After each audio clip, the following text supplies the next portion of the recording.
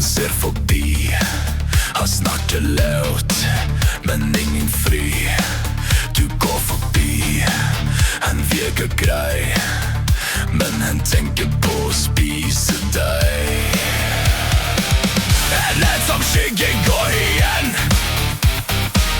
tar notater ingen kjenner. Et arkiv av tomme blikk, et mentalt labyrintisk skrik. Han skriver historier om mennesker tapt, stemmer han hører i huset så svagt, der minnene henger som rustne lenker, og døden er nær når han virkelig tenker. Alt han ser er en mørk korridor, der livet leves til en metafor. Han er et ekko av psykens natt, en spredt psykose i et kabinett. Ser du han i skyggenes rom? Hører du hvordan alt blir tomt? Han er bare tanker som gikk feil, en vandrende syke på evig vei. Han samler på stillhet, han tenner på skrik, penetrerer dypt i minner som våte svik. Et museum av følelser som aldri ble sett, og navnet i kneldene til bønnen er bedt. Han vet han er farlig, han vet han er svak, en dualitet som river hver smak. Han prøver å flykte fra seg selv, men speilet følger ham kaldt i kveld. Han har et alkom fullt av blikk, ansikter han aldri helt fikk.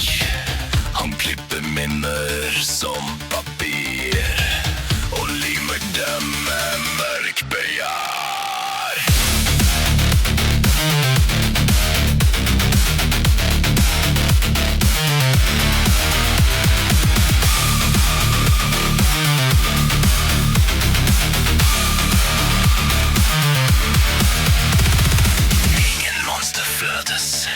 De blir til av mørke rom, knust spill.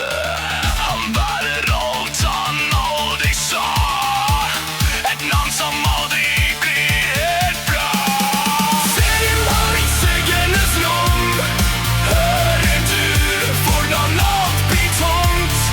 Han er bare tanker som gikk feil, en vandrende syke på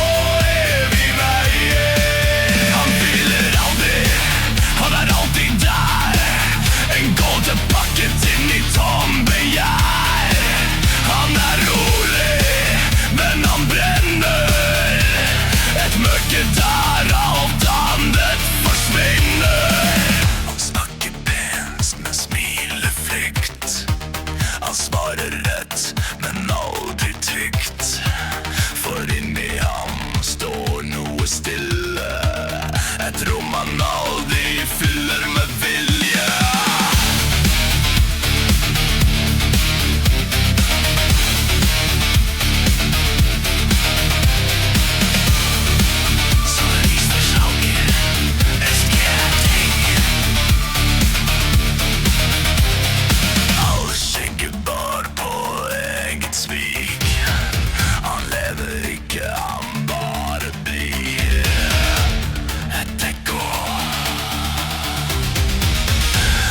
Skyggens arkiv.